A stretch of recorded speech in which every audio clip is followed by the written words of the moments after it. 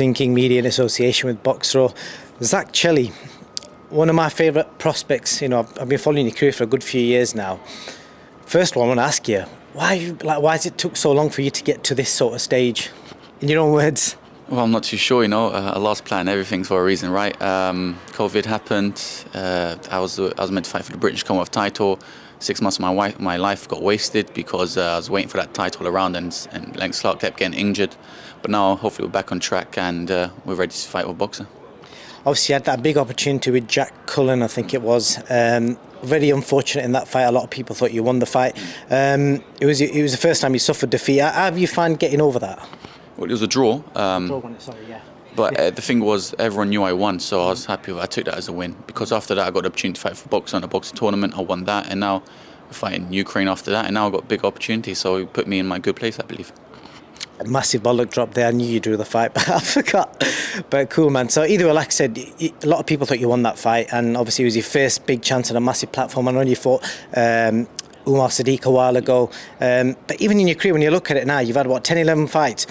But you've not really had any learning fights. You've literally gone straight in against undefeated guys or guys with winning records. So obviously, whoever's managing you, promoting you, they've got confidence in your ability. Yeah.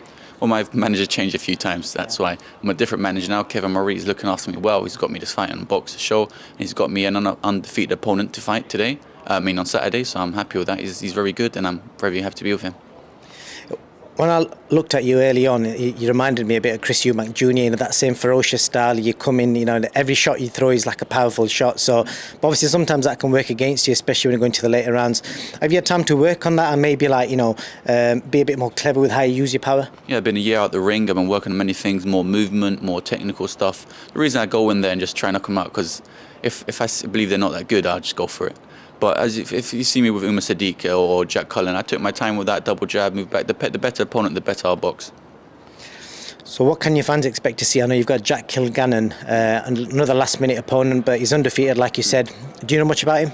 All I know is he's had 11 fights, 11 wins, and he was meant to fight in the 2nd April, so I know he's ready to fight and he's on weight.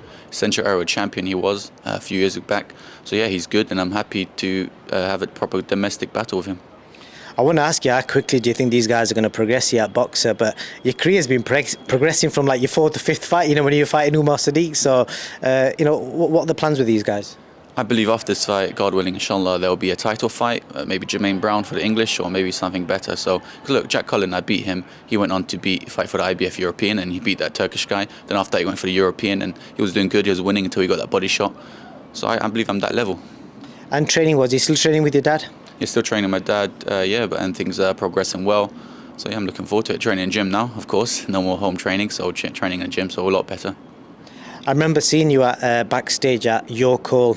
I can't remember who you fought now, but I remember you and your dad, your chemistry between you guys had, you got your religious music on. And do you still warm up the same way? Is it all still the same? Yeah, it's all the same. If it's not broken, don't change it. So, you know what I mean? It's all good. I'm very calm before a fight. It's always in the ring where I just change and get ready to fight. And he said to me, you're 24, and again, when you look at the experience you've had in the ring, yeah, you've been inactive, I think about 10, 11 fights in 5 years, which isn't a lot, but the calibre of opponents that you've fought compared to other fighters, It's been really high. Yeah, I would say I'm 2 years behind. I should be at this stage at 22. I was meant to fight for the English title 2 years ago, 2.5 years ago. I was meant to fight for the British title last year, but alhamdulillah, I think it happens for a reason and we're working for it, so yeah. Zach, you're an exciting fighter, and I'm pretty sure you're going to wow the Sky Sports fans on Saturday night, and all the best. Thank you, I appreciate it. Thank you.